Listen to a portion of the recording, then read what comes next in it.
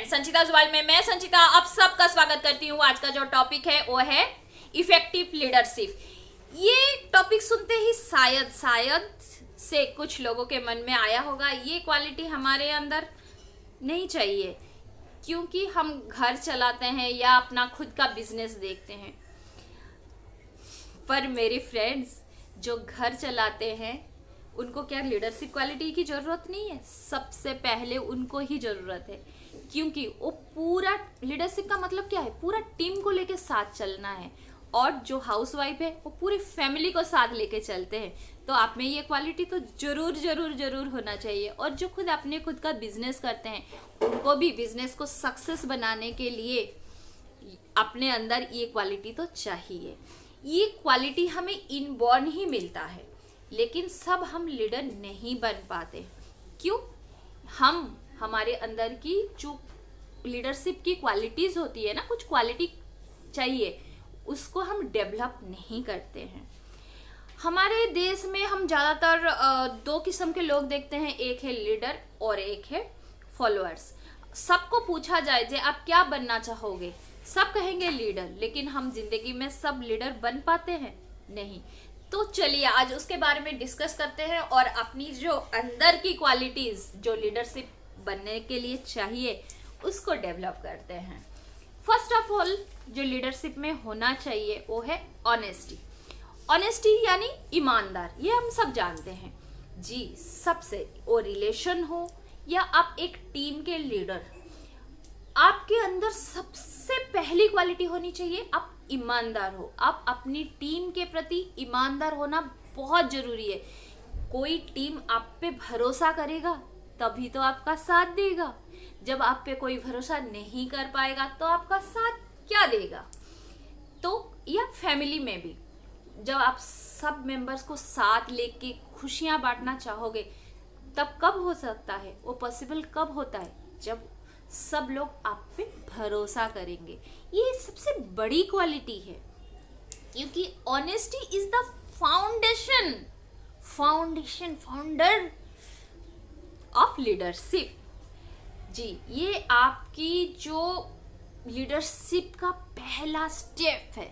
आप अपनी रिलेशन हो, चाहे आप कहीं पर काम कर रहे हो, मतलब आप उस काम के लीडर हो, टीम के लीडर हो, सबसे पहले आप ईमानदार, खुद को ईमानदार यानी ईमानदारी से अपना काम करो, आप पे सब भरोसा कर पाए। दूसरा है कॉन्फिडेंस। अगर आप जो काम खुद कर रहे हो या दूसरों से करवा रहे हो, उसके प्रति अगर आप कॉन्फिडेंस खुद ही नहीं रहोगे तो दूसरों से क्या काम करवा पाओगे? जब आप खुद उस काम के बारे में सब कुछ जानते हो, आप खुद काम के बारे में कॉन्फिडेंस हो, जो मैं कर सकता हूँ, मैं ऊंचाइयों को छू सकता हूँ, मैं सक्सेस हो सकता हूँ, तभी तो आप दूसरों को कन्विंस कर पाओगे। तभी तो दूसरा क्वालिटी है आप में कॉन्फिडेंस। तीसरा है ओपन माइंडेड। अगर आप किसी काम के बारे में या खुद के बारे में या दूसरों के बारे में ना आप खुले विचार, मतलब ओपन माइंडेड का मतलब खुले विचार, आप अगर खुले विचारों के नहीं होंगे तो आप दूसरों को कैसे अपनी तरफ अट्रैक्ट करोगे? आप अपने में ही उलझ के रह जाओगे। खुद को मतलब एक सीमित कोई काम, जब आप कुछ सक्सेस पाना चाहते हो ना, तब आपकी जो लिमिटेशन होनी चाहिए वो पूरी तरह से खुला होना चाहिए। आपके विचार खुले होने चाहिए। आप सबको इक्वल नजर से देखना आपके लिए बहुत जरूरी है। तभी तो आपके अंदर लीडरशिप की क्वालिटी बढ़ेगी।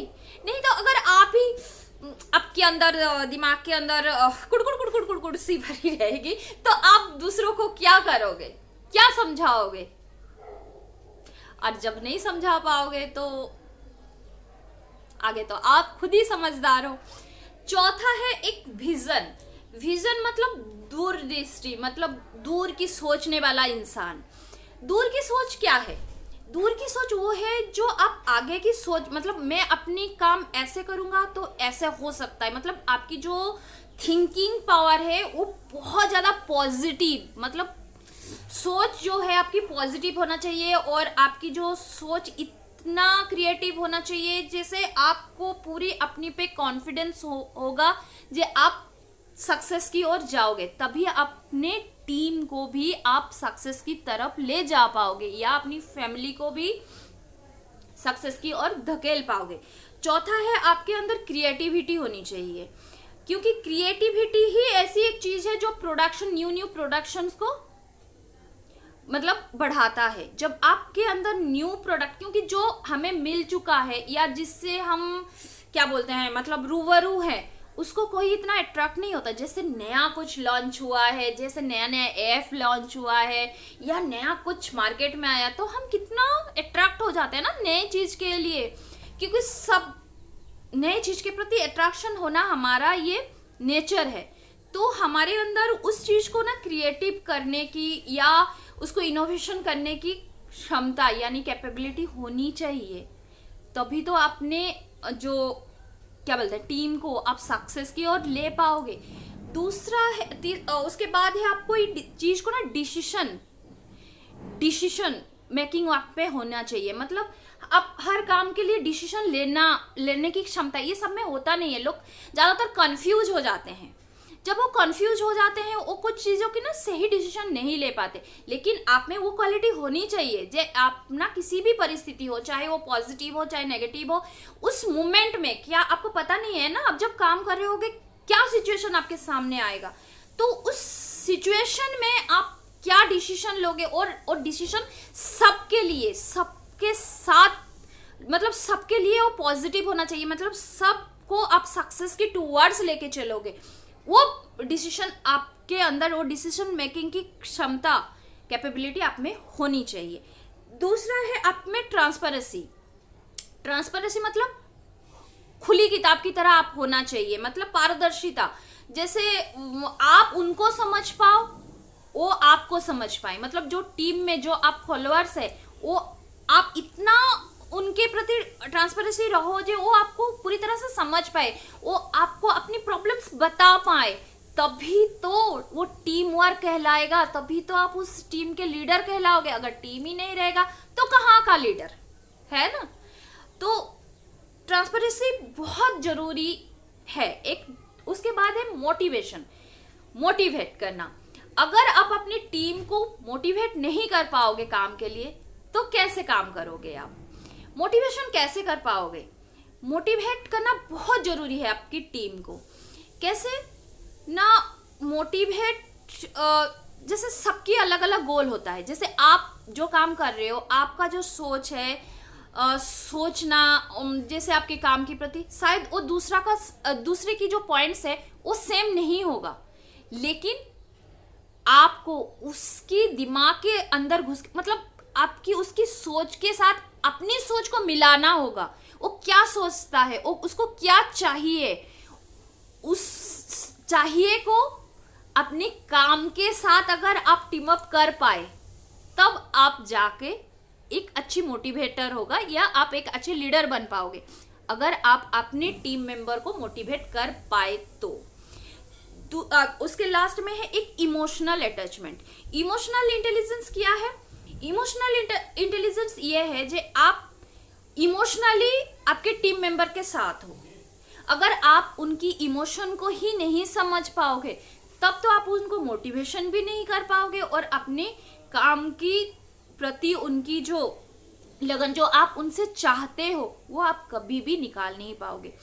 और कभी भी पता है, छोटे छोटे वर्कर भी है ना, उनकी काम को, आपकी सबसे बड़ी लीडरशिप की क्वालिटी ये होनी चाहिए, जो बंदा 80% का बंदा है, मतलब 80% वो काम को दे सकता है, उनसे 100% निकालना। चाहे वो छोटे बंदे हो चाहे बड़े हो, मतलब छोटे पोस्ट में हो चाहे बड़े पोस्ट, सबकी काम को तारीफ करो। एक पता है जो रामचंद्र जी है, जैसे उन्होंने जब पुल बांधा था तब उन्होंने गिलहरी को भी, गिलहरी उसकी क्षमता से ज्यादा काम करा था बोल के उन्होंने उनके गिलहरी की पीठ पे हाथ दिया, फेराया था। इसीलिए तो गिलहरी के पीठ पे 3 निशान है, ये आप सब जानते हैं।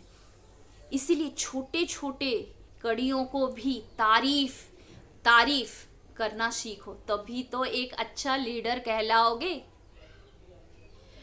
अगर अगर अगर अगर आप मेरी बातों से सहमत हो तो प्लीज प्लीज प्लीज प्लीज मेरे मतलब चैनल को लाइक शेयर और सब्सक्राइब जरूर कीजिएगा और अपनी सोच मेरे कमेंट बॉक्स में जरूर बताइएगा। बाय।